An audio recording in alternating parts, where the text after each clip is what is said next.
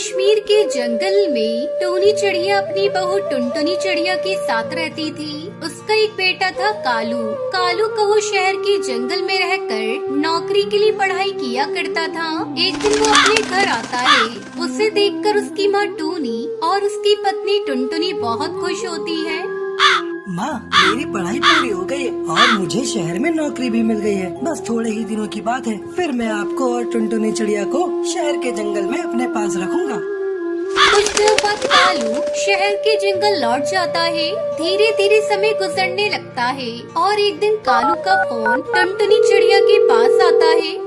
Hello Tuntuni, मैंने शादी कर ली है। अब मैं यहीं शहर के जंगल में ही रहूंगा। आप लोगों को यहाँ आने की कोई जरूरत नहीं। मेरी पत्नी और मैं यहाँ अकेले ही रहेंगे, क्योंकि कमाई इतनी ज्यादा नहीं है कि मैं आप लोगों को भी अपने साथ रख सकूं। इतना कहकर कालू फोन काट देता है। क्या बात है टुनटुनी, तू इतना क्यों रो रही है?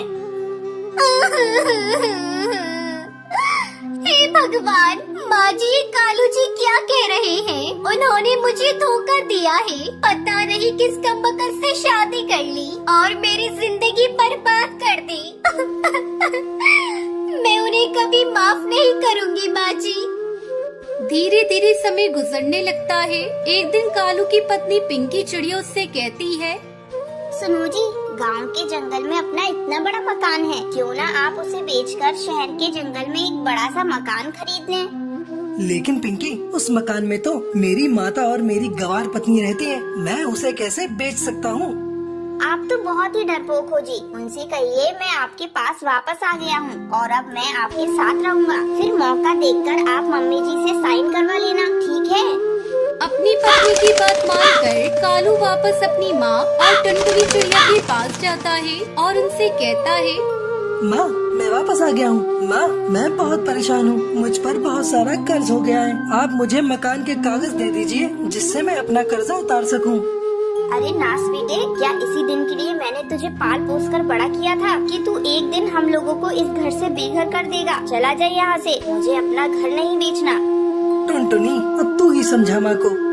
ओ बेवड़े, मैं क्या समझाऊं माँ को? तूने दूसरी शादी कर ली और मुझसे कह रहा है कि माँ जी को समझाऊं। अब चले जाओ यहाँ से, हमें कोई जरूरत नहीं तुम्हारी। माँ जी, आप चिंता मत करो, मैं आप लोगों को अपने साथ शहर के जंगल में ले चलूंगा। नहीं कमबख्त, हम दोनों शहर तेरे साथ नहीं जाएंगे। तू अभी और इसी वक्त यहाँ से चला जा। मैं तेरी सूरत भी नहीं देखना चाहती। उसके बाद कालू को वो अपने दोस्त बंटी कबूतर के पास जाता है। अरे बंटी भाई, मैं एक बहुत बड़ी मुसीबत में फंस गया हूँ। इस मुसीबत से तू ही मुझे बाहर निकाल सकता है। ऐसे क्या बात है दोस्त, मुझे भी तो बताओ। क्या पता मेरे पास तेरी सारी समस्या का समाधान हो। फिर कालू से सारी बात बताता है। इसमें कौन सी बड़ी बात है? तू अपनी माता को बिना बताए अपना घर बेच सकता है। तेरी माता को कानो कान खबर नहीं होगी। लेकिन उस मकान को खरीदेगा कौन दोस्त? मैं खरीदूंगा। तेरा दोस्त बंटी। ये ले एडवांस के पैसे, कल आकर सारी रकम ले जाना।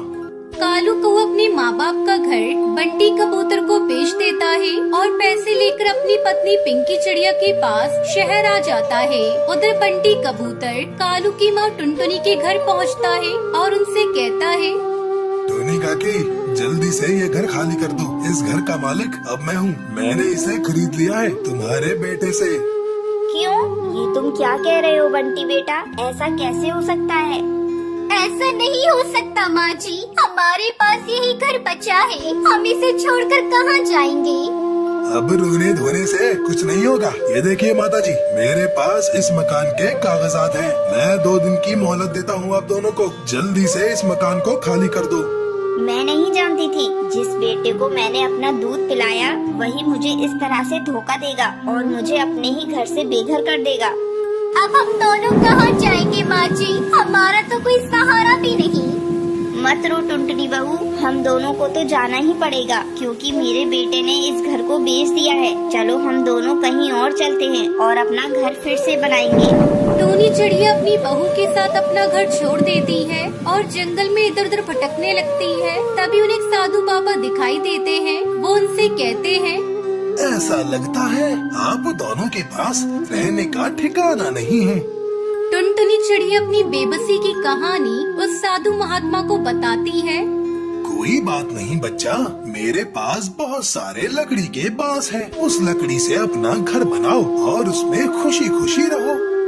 आपका बहुत बहुत शुक्रिया साधु महाराज, जो आपने हमें लकड़ी के बांस दे दिए।